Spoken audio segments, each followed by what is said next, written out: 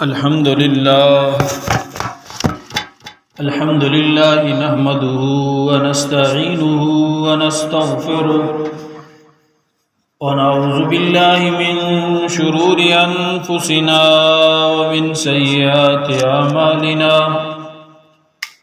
من يهده الله فلا مضل له ومن يضلله فلا هادي له ونشهد أن لا إله إلا الله وحده لا شريك له ونشهد أن سيدنا وسندنا وشفيعنا محمدا عبده ورسوله وعلى آله وأصحابه أجمعين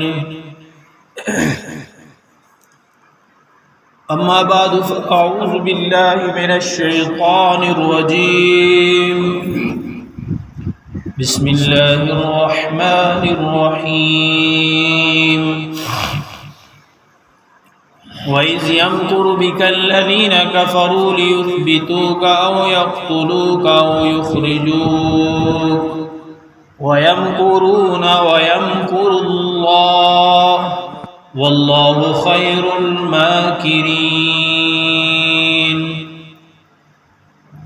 عن أبي هريرة رضي الله تعالى عنه قال قال رسول الله صلى الله عليه وسلم الإسلام يهدم ما كان قبله والهجرة تهدم ما كان قبلها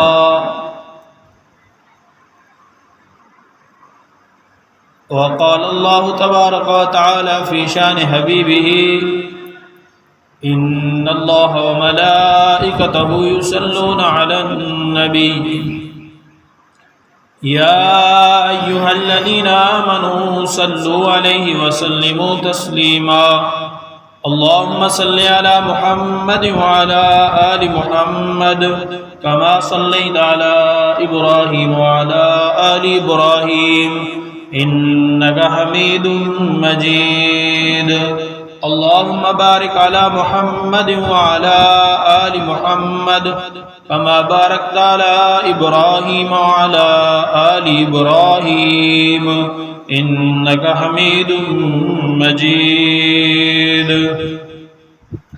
سبحانك لا علم لنا إلا ما علمتنا إنك أنت العليم الحكيم صدق الله العظيم وصدق رسوله النبي الكريم ونحن على ذلك لمن الشاهدين والشاكرين والحمد لله رب العالمين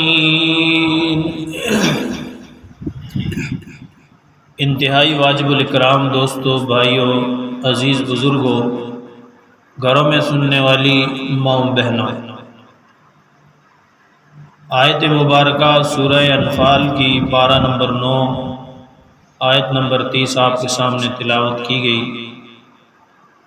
اس آیت مبارکہ کا ترجمہ یہ ہے کہ جب کافر لوگ آپ کی نسبت تدبیریں سوچ رہے تھے، آیا آپ کو قید کر لیں یا آپ کو قتل کر ڈالیں یا آپ کو جلا وطن کر دیں، اور وہ اپنی تدبیریں کر رہے تھے اور اللہ اپنی تدبیر کر رہا تھا، اور اللہ تعالیٰ بہترین تدبیر کرنے والوں میں سے ہے۔ اور حدیث مبارکہ میں جو کہ ابو ہریرہ رضی اللہ تعالی عنہ سے مروی ہے، رسول اللہ صلی اللہ علیہ وسلم نے ارشاد فرمایا کہ اسلام ما قبل تمام گناہوں کو ختم کر دیتا ہے، اور ہجرت بھی اپنے ما قبل تمام گناہوں کو ختم کر دیتی ہے۔ رسول اللہ صلی اللہ علیہ وسلم نے اپنے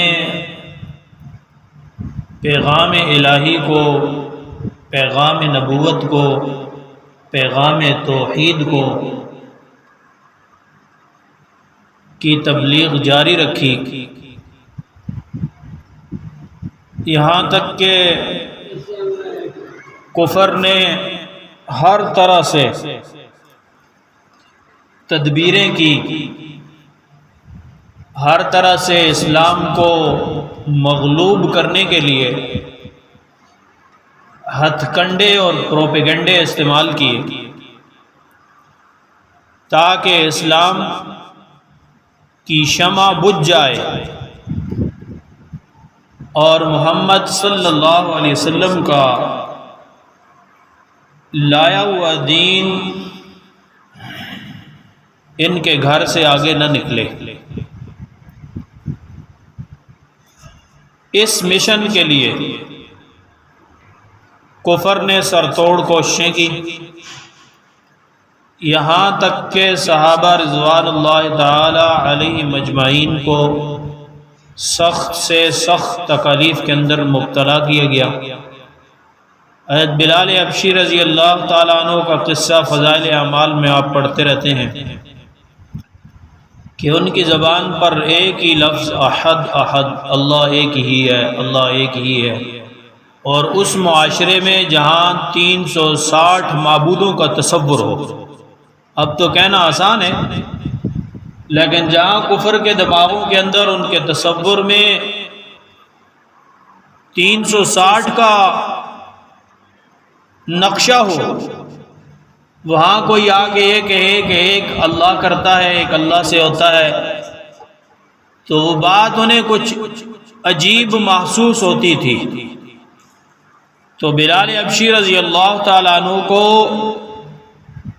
عرب کی اس گرم سخت تپتی ہوئی ریت پر لٹا دیا جاتا اور سینے پر چٹان رکھ دی جاتی تاکہ آپ ہل نہ سکیں، اور یہ کہتے تھے کہ یا اسی حال میں تڑپ تڑپ کے مر جائیں یا اسلام سے پھر جائیں۔ لیکن وہ بلال تھے کہ جن کے سینے میں ایمان پہاڑوں کی طرح مضبوط ہو چکا تھا، وہ ایک اللہ ہی کا نعرہ لگا رہے تھے، اسلام پر ڈٹے رہے، توحید پر ڈٹے رہے، نبی پاک صلی اللہ علیہ وسلم کے مشن پر ڈٹے رہے۔ پھر اللہ جل جلالہ نے اسی دنیا میں ہی ان کو عزت عطا فرما دی تھی۔ یہاں تک آتا ہے کہ حضرت بلال حبشی رضی اللہ تعالی عنہ چلتے مکے کی گلیوں میں تھے اور پاؤں کی آہٹ جنت میں سنائی دیتی تھی۔ یہ ان کی قربانیوں کا نتیجہ تھا۔ اسی طرح حضرت حباب ابن ارت رضی اللہ تعالیٰ عنہ، ان کو جلتے ہوئے کوئلوں پر ڈال دیا جاتا تھا، اور وہ فرماتے ہیں کہ میرے خون سے اور میری چربی سے وہ کوئلے بجھتے تھے۔ ایک مرتبہ عمر ابن خطاب رضی اللہ تعالیٰ عنہ نے اپنے زمانہ خلافت میں ان سے ان تکالیف کا پوچھا، تو انہوں نے کمر سے یوں اپنے کرتے کو اٹھایا اور فرمایا میری کمر دیکھ لیجئے۔ عمر ابن خطاب رضی اللہ تعالیٰ عنہ فرماتے ہیں کہ میں نے آج سے پہلے اس طرح کی کمر نہیں دیکھی کہ ان کوئلوں کی وجہ سے کمر پر گڑے پڑ چکے تھے۔ تو کہنے کا مقصد یہ ہے کہ کفر نے سرتوڑ کوشش کی ہے تاکہ اس جلتی ہوئی شمع کے جو پروانے ہیں ان کو ایک ایک کر کے مٹا دیا جائے، ختم کر دیا جائے، شمع ہی کو بجھا دیا جائے تاکہ اسلام دنیا میں غالب نہ ہو، مغلوب رہے۔ اسی دوران رسول پاک صلی اللہ علیہ وسلم نے طائف کا سفر بھی کیا، جو آپ کے سامنے 3 سرداروں سے بات ہوئی، ہر ایک نے لا تعلقی کا اظہار کیا، اور پھر اوباش لڑکوں کو پیچھے لگا دیا جو پتھر مار رہے ہیں اور رسول پاک صلی اللہ علیہ وسلم کو گالیاں دے رہے ہیں۔ تو یہاں تک کہ رسول اللہ صلی اللہ علیہ وسلم کے جوتے مبارک خون سے تر ہو جاتے ہیں۔ مائک بند ہو گیا۔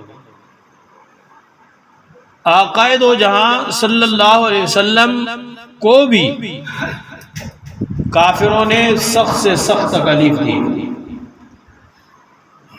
ہر طرح سے ان کو ستایا۔ آپ بیت اللہ میں نماز پڑھ رہے ہیں تو اوجڑی آپ کے اوپر لا کے ڈال دی جاتی ہے، آپ کے راستے میں ہر طرح سے روڑے اٹکائے جاتے ہیں تاکہ آپ کا مشن جہاں کا ہے وہیں رہ جائے، آگے نہ بڑھے۔ بہرحال اللہ رب العالمین نے جس دین کو ساری دنیا میں زندہ کرنا تھا، اس اللہ نے دین کو غالب کرنے کے لیے صحابہ کی ہر قسم کی قربانی اور رسول اللہ صلی اللہ علیہ وسلم کی محنت مشقت، اس کا لحاظ کرتے ہوئے یہ آہستہ آہستہ مکے میں اسلام کا غلبہ ہونے لگا، اسلام کو فروغ ملنے لگا، روز بروز اسلام کے ماننے والے بڑھنے لگے۔ تو پھر کافر آ کے ایک جگہ جمع ہوئے کہ اب کیا کیا جائے، کون سی صورت اختیار کی جائے، کیسے اس بڑھتے ہوئے اسلام کو روکا جائے۔ سارے سردار جمع ہو جاتے ہیں، اور ابو جہل اس وقت کا بڑا سردار تھا۔ یہ کمرے میں بیٹھ جاتے ہیں، دروازہ بند کرتے تو دروازے پہ دستک ہوتی ہے۔ ابو جہل نے پوچھا کون ہے؟ تو شیطان جو تھا، شیطان لعین، ایک بوڑھے انسان کی شکل میں آیا تاکہ وہ بھی ان کے ساتھ اپنی رائے کو شریک کرے۔ اس نے کہا میں فلاں شہر سے، دور شہر سے آیا ہوں، نجد سے، شیخ النجدی، تو آپ کے اس مشورے میں شرکت کے لیے آیا ہوں۔ اس کو بھی شامل کر دیا گیا۔ تو چنانچہ جب رائے پوچھی گئی، ایک شخص نے کہا لیثبتو کا، حضور پاک صلی اللہ علیہ وسلم کو ایک بند کمرے میں قید کر دیا جائے اور تھوڑا تھوڑا ان کو کھانا دیا جائے تو خود ہی چند دنوں کے بعد نعوذ باللہ من ذالک وہ ختم ہو جائے گا۔ تو یہ جو شیطان انسانی شکل میں بیٹھا تھا، اس نے اس کی رائے کی تردید کی اور کہا کہ آپ اگر اس کو 7 کفل میں بھی بند کر دو تو اس کی خوشبو 7 کفل کے باہر بھی آئے گی اس کے پروانوں کو، اور وہ 7 کفل توڑ کے اپنے اس محبوب کو نکال کے لے جائیں گے۔ یہ اس شیطان لعین نے بات کی تھی۔ تو پھر دوسری رائے یہ دی گئی کہ او یخرجوک، ان کو جلا وطن کر دیا جائے۔ جب اس شہر میں رہیں گے ہی نہیں تو یہاں اسلام کیسے زندہ ہوگا، اس کے ماننے والے کہاں باقی رہیں گے؟ تو شیطان نے اس رائے کی بھی تردید کی اور کہا کہ آپ ان کو جلا وطن کرو گے تو جس وطن میں یہ جائیں گے وہیں ان کے ماننے والے پیدا ہو جائیں گے، وہیں اسلام کا غلبہ ہونے لگے گا۔ پھر ایک شخص نے کہا او یقتلوک، یہ اللہ ان کی ان الفاظ کو اللہ پاک ذکر کر رہے ہیں کہ انہوں نے کیا تدبیر کی، کیا مشورہ کیا آپس میں، کیا رائے انہوں نے ایک دوسرے کو دی۔ تو پھر ایک شخص نے کہا کہ ان کو قتل کر دیا جائے۔ تو شیطان نے اس کی رائے کی تردید نہیں کی بلکہ تائید کی اور ساتھ ان کو یہ بھی کہا، مشورہ دیا کہ ہر قبیلے سے ایک جوان آپ تیار کریں، جب 15-20 قبیلے مل کر ان کو نعوذ باللہ قتل کریں گے تو یہ قبیلہ قریش کس کس قبیلے سے لڑے گا، کس سے وہ اپنا قصاص لے گا یا دیت لے گا، بات رفع دفع ہو جائے گی۔ یہ شیطان نے ان کو مشورہ دیا۔ بہرحال اسی رائے پر ابو جہل ملعون جو اس وقت کفر کا سردار تھا، وہ لوگوں کو، جوانوں کو لے کر، تلواریں لے کر رسول پاک صلی اللہ علیہ وسلم کے گھر کا انہوں نے گھیراؤ کر لیا۔ آقا دو جہاں صلی اللہ علیہ وسلم پہلے سے صحابہ رضوان اللہ تعالی علیہ مجمعین کو ہجرت کا حکم دے رہے تھے۔ کبھی ایک صحابی جا رہے ہیں، کبھی دو جا رہے ہیں، کبھی تین جا رہے ہیں، وہ چھپ چھپ کے ہجرت کر رہے ہیں مکہ سے۔ اللہ کی طرف سے حکم تھا ہجرت کا، تو صحابہ رضوان اللہ علیہ مجمعین رسول اللہ صلی اللہ علیہ وسلم کی اجازت سے وہ ہجرت کر رہے تھے، ایک ایک، دو دو، تین تین کر کے، یہاں تک کہ اللہ کا حکم رسول پاک صلی اللہ علیہ وسلم کے لیے بھی آ گیا کہ اے نبی جی اب آپ بھی یہاں سے ہجرت کر جائیں۔ اور ہجرت کی پیشن گوئیاں رسول اللہ صلی اللہ علیہ وسلم کو پہلے سے بھی مل چکی تھی۔ جب آپ پر پہلی وحی اتری تو آپ گھر میں تشریف لائے، اماں جی خدیجۃ الکبریٰ رضی اللہ تعالی عنہا سے جب فرمایا، قصہ عرض کیا، تو انہوں نے اپنے چچا زاد ورقہ ابن نوفل جو اس وقت عالم تھے ان کے پاس لے کر گئی۔ تو ورقہ ابن نوفل نے جب ان کے اس واقعے کو، قصے کو، بات کو سنا تو وہ سمجھ گیا کہ یہ اللہ کے آخری نبی ہیں۔ اس وقت ورقہ ابن نوفل نے یہ بات کہی تھی کہ ہائے کاش میں اس وقت زندہ ہوتا جب آپ کی قوم آپ کو اپنے شہر سے نکال دے اور میں آپ کی مدد کرتا۔ تو حضور پاک صلی اللہ علیہ وسلم نے بڑے تعجب سے ان سے پوچھا کہ کیا میری قوم مجھے نکال دے گی؟ فرمایا ہاں، آپ کی قوم آپ کو نکال دے گی۔ تو یہ آپ کو پہلے سے پیشن گوئی تھی کہ مجھے مکے سے نکلنا ہے۔ بہرحال اللہ کے حکم کے موافق آپ نے حضرت علی رضی اللہ تعالی عنہ کو بلایا، امانتیں ان کے سپرد کی اور فرمایا کہ یہ صبح کو امانتیں انہی لوگوں کے سپرد کر کے پھر آپ بھی ہجرت کر کے چلے آئے۔ آپ اندازہ لگائیں کہ جو لوگ باہر تلوار لے کے کھڑے ہیں حضور پاک صلی اللہ علیہ وسلم کے قتل کے لیے، نعوذ باللہ، انہی کی امانتیں رسول اللہ صلی اللہ علیہ وسلم کے پاس رکھی ہوئی۔ دشمنی کے باوجود آپ کو صادق اور امین کہتے تھے آپ سچے امانت دار ہیں، لیکن دشمنی۔ تو جب آقا دو جہاں صلی اللہ علیہ وسلم نے حضرت علی رضی اللہ تعالیٰ عنہ کے سپرد کی امانتیں اور خود بأمر الہی نکلے تو کفار نے گھیراؤ کیا ہوا تھا گھر کا۔ اللہ رب العالمین نے اپنے محبوب کو ان نوجوانوں کی ننگی تلواروں کے نیچے سے نکال کے دکھایا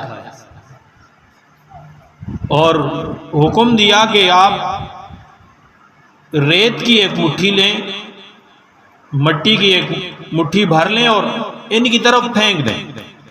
رسول اللہ صلی اللہ علیہ وسلم نے اسی طرح کیا۔ وَمَا رَمَيْتَ إِذْ رَمَيْتَ وَلَكِنَّ اللَّهَ رَمَى، آپ نے پھینک دی اور اللہ نے ہر ایک کی آنکھوں میں اس کو پہنچا دیا۔ وہ آنکھیں ملتے رہ گئے اور رسول اللہ صلی اللہ علیہ وسلم اپنے سفر پر رواں دواں ہو۔ اور آپ ابو بکر صدیق رضی اللہ تعالیٰ عنہ کے گھر پہنچے۔ یہ رات کا آخری پہر ہے۔ ابو بکر صدیق رضی اللہ تعالیٰ عنہ کے دروازے پر جب دستک ہوئی تو آپ نے جب پوچھا تو پتہ چلا کہ محمد الرسول اللہ صلی اللہ علیہ وسلم تشریف لائے۔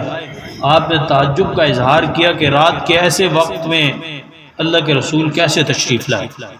تو رسول اللہ صلی اللہ علیہ وسلم نے پھر ہجرت کی غرض بتائی تو انہوں نے پوچھا ابو بکر صدیق رضی اللہ تعالیٰ عنہ نے کہ میرے بارے میں کیا حکم ہے؟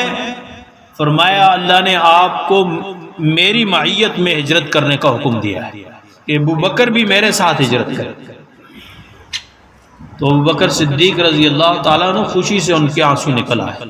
اما عائشہ صدیقہ رضی اللہ تعالیٰ عنہ فرماتی ہیں کہ یہ میں نے پہلی بار دیکھا کہ کوئی شخص خوشی سے بھی روتا ہے.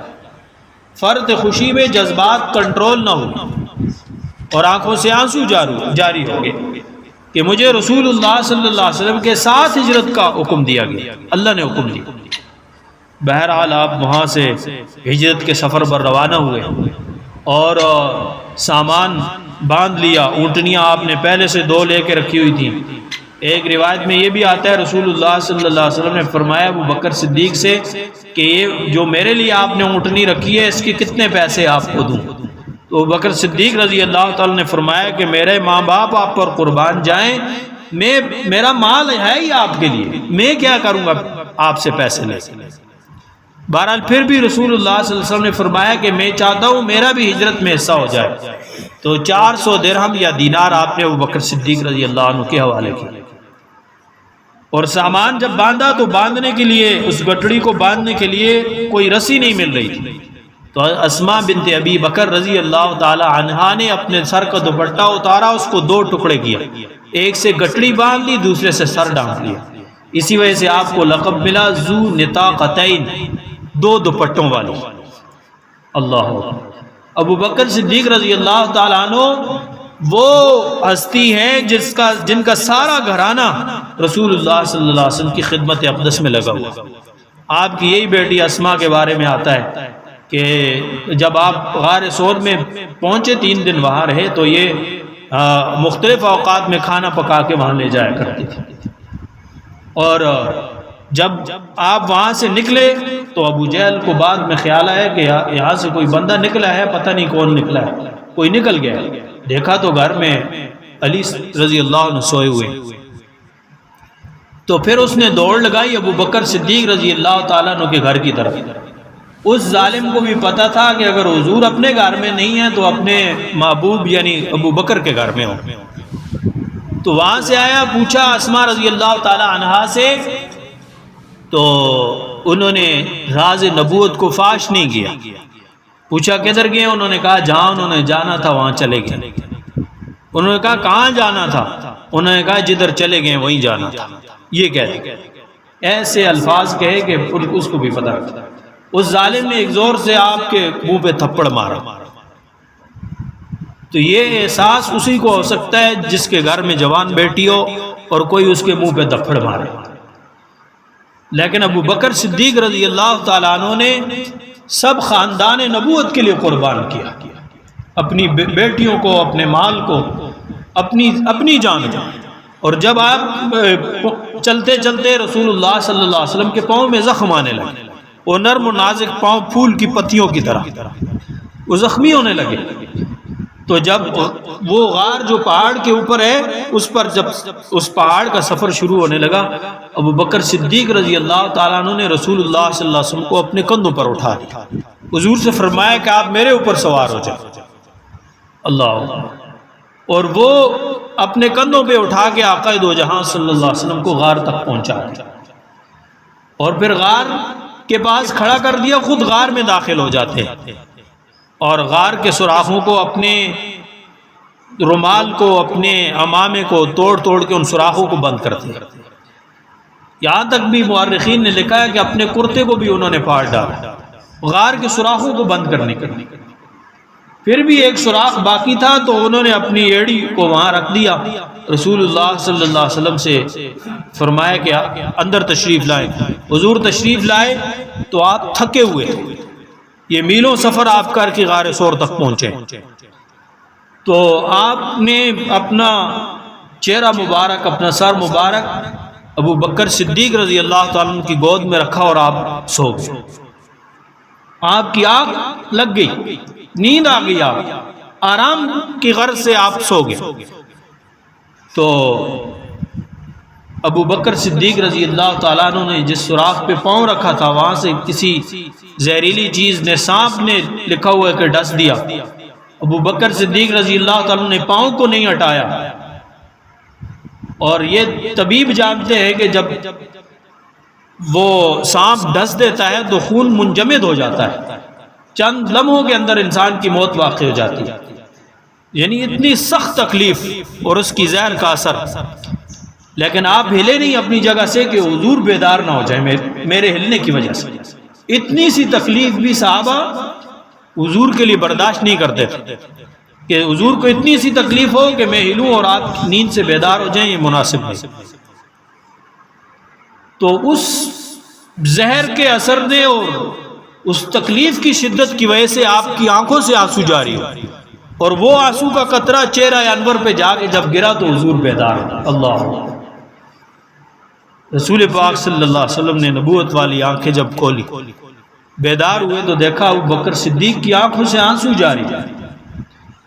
تو پھر اس وقت رسول اللہ صلی اللہ علیہ وسلم نے ابو بکر صدیق رضی اللہ تعالیٰ عنہ سے وجہ پوچھی، آنسوؤں کی وجہ پوچھی، رونے کی۔ تو انہوں نے بتلایا کہ اس طرح یہ جس سوراخ میں نے پاؤں رکھا تھا اس کے اوپر سوراخ بند کرنے کے لیے اسی سے مجھے کسی زہریلی چیز نے ڈس دیا، سانپ نے ڈس دیا۔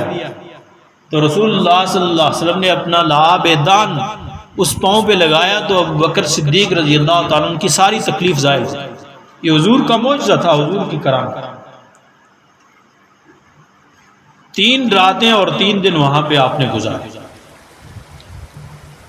اور یہ ابو جہل جب ابو بکر صدیق رضی اللہ عنہ کے گھر میں آیا، پتہ چلا یہاں سے بھی نکل چکے ہیں، تو پھر وہ قیافہ شناس لوگ ہوتے تھے جو پاؤں کے نشانات دیکھ کے بندے کو پہنچتے تھے۔ ایک قیافہ شناس کو لیا کہ بھائی چلو ہمارے ساتھ، ہمیں بتاؤ کہ یہ 2 شخص کس طرف گئے۔ چلتے چلتے چلتے چلتے وہ جس پہاڑ میں غار ہے نا، غار ثور، اس کے قریب پہنچے تو وہاں قیافہ شناس نے کہا کہ بھائی یہاں تک تو 2 آدمیوں کے پاؤں ہیں اور یہاں سے آگے دوسرے کے پاؤں نظر نہیں آ رہے، پتہ نہیں دوسرا کہاں گیا، زمین کہاں گئی یا آسمان پہ چلا گیا، کیونکہ وہاں سے ابو بکر نے حضور پاک صلی اللہ علیہ وسلم کو اپنے کندھوں پہ اٹھا لیا۔ ایک مورخ نے یہ بھی لکھا ہے کہ ابو جہل نے اس وقت یہ کہا تھا اس قیافہ شناس سے کہ جاؤ یہاں سے ابو بکر نے اپنے پیارے محبوب کو کندھوں پہ اٹھا لیا ہوگا، یہ اس نے کہتے ہیں، اس نے کہا۔ اللہ اکبر، اسے بھی اس بات پر یقین تھا کہ حضور کے محبوب، حضور سے محبت کرنے والے، حضور کے پروانے، حضور پر مر مٹنے والے، وہ کبھی یہ نہیں برداشت کر سکتے کہ حضور کو تکلیف ہو، تو انہوں نے اپنے کندھوں پہ اٹھا لیا ہوگا۔ بہرحال غار تک پہنچے، ابو بکر صدیق رضی اللہ تعالیٰ نے جب دشمنوں کو غار کی طرف آتے ہوئے دیکھا تو حضور پاک صلی اللہ علیہ وسلم سے فرمایا کہ دشمن تو قریب آ پہنچے، اور جب یہ نیچے دیکھ لیں گے تو ہمیں دیکھ لیں گے۔ تو رسول اللہ صلی اللہ علیہ وسلم نے اس وقت فرمایا ما ظنک یا ابا بکر اللہ ثالثہما، ما ظنک یا ابا بکر باثنین اللہ ثالثہما، اے ابو بکر ان 2 کے بارے میں تیرا کیا گمان ہے جن کے ساتھ تیسرا اللہ۔ اللہ اکبر، یعنی اللہ ہمارے ساتھ ہے، اللہ ہماری مدد کرے گا۔ تو اللہ کی شان دیکھے کہ غار کے دانے پر ایک کبوتری کو اللہ نے حکم دیا، اس نے گھونسلہ بنا کے انڈے دے دی، اور ایک مکڑی نے جالا تان دیا۔ تو تاریخ لکھنے والے لکھتے ہیں کہ یہ جو مکڑی نے جالا تانا ان کافروں کو اس بات پر لانے کے لیے کہ دیکھو تمہاری ساری تدبیریں اس مکڑی کے جالے کے برابر بھی نہیں، کہ اللہ تمہاری تدبیروں کو اتنا کمزور کر دے گا کہ یہ مکڑی کے جالا بھی وہ تمہاری تدبیریں اس کے سامنے بیکار ہے۔ اور کبوتری کے انڈوں سے اس بات کی طرف اشارہ کر دیا کہ تم کہتے ہو کہ رسول اللہ صلی اللہ علیہ وسلم کی کوئی نرینہ اولاد نہیں ہے، ان کو چھوڑ دو، ان کا مشن خود ختم ہو جائے گا، اللہ ان کے مشن کو ساری دنیا میں زندہ کرے۔ تو اللہ نے اس غار ثور میں اپنے حبیب کی، اپنے محبوب کی اور ابو بکر صدیق رضی اللہ تعالیٰ عنہ کی حفاظت فرمائی۔ اور ابو بکر صدیق رضی اللہ تعالیٰ عنہ کے بارے میں عمر ابن خطاب رضی اللہ تعالیٰ عنہ فرماتے تھے کہ عمر ابن خطاب کی ساری زندگی کی نیکیاں لے لو ابو بکر سے فرماتے تھے اور مجھے وہ غار والی ایک رات مجھے دے دے کہ نبوت والے چہرے کا دیدار ہو رہا ہے. اللہ تو یہاں سے یہ کوئی مدینے کے راستے میں غار نہیں آتی، بلکہ ابو بکر صدیق رضی اللہ تعالیٰ عنہ آپ کو اس راستے سے ہٹ کر یہ یمن کی طرف جب آدمی جاتا ہے تو یہ غار ثور آتی ہے تاکہ دشمن پیچھا نہ کر سکے. اور عامر ابن فہیرہ جو ابو بکر صدیق رضی اللہ تعالیٰ عنہ کے غلام تھے، وہ بکریاں چراتے ہوئے غار کے دانے تک آتے اور وہاں بکریوں کا دودھ نکال کے ان کو دے جایا کرتے تھے. میں نے کہا نا ابو بکر صدیق رضی اللہ عنہ کا سارا خاندان حضور کی خدمت میں لگا ہوا، اور آج وہ رافضی اور شیعہ ملعون جو زبان کھولتا ہے تو ابو بکر پر کھولتا ہے، اور تجھے شرم نہیں آتی جو حضور کا ساتھی ہے یار غار ہے، اذ ہما فی الغار یقول لصاحبہ لا تحزن. اللہ قرآن میں فرما رہا ہے کہ یہ مصاحب ہیں، ساتھی ہیں ابو بکر اور رسول اللہ صلی اللہ علیہ وسلم. جس کو اللہ حضور کا ساتھی کہے اور تم اس کو کہو اس کے ایمان میں شک ہے، پھر تمہارے ایمان میں شک ہے. شک نہیں ہے، تم ہے ہی بے ایمان. اسی لیے یہ شیعہ غلیظ ترین کافر ہے کائنات کا، کیونکہ یہ صحابہ کو گالیاں دیتا ہے. حضور کے سچے پیروکار اور سچے متبعین جنہوں نے تن من دن حضور پہ قربان کر دیا، وہ کیسے جھوٹے ہو سکتے ہیں؟ وہ کیسے ان کے ایمان میں شک ہو سکتا ہے؟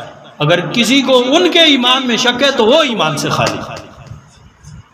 تو میرے عزیز بھائی اور دوستو، یہ کفر کی سازش ہے کہ وہ اسلام کی بنیادیں کمزور کرنا چاہتا ہے، تو وہ صحابہ پر کیچڑ اچھالتا ہے، کیونکہ دین تو صحابہ کے واسطے سے ہم تک پہنچا ہے. اگر صحابہ کی ایمان میں شک ہے تو پھر قرآن میں بھی شک ہونے لگے گا، پھر اسلام میں بھی شک ہوگا، حضور کے فرمان میں بھی شک ہوگا. یہ کفر کی سازش ہے. اس لیے یہ ابھی محرم گزرا، میں نے آپ کو کہا تھا ان کی محافل میں شریک نہ ہوا کرے.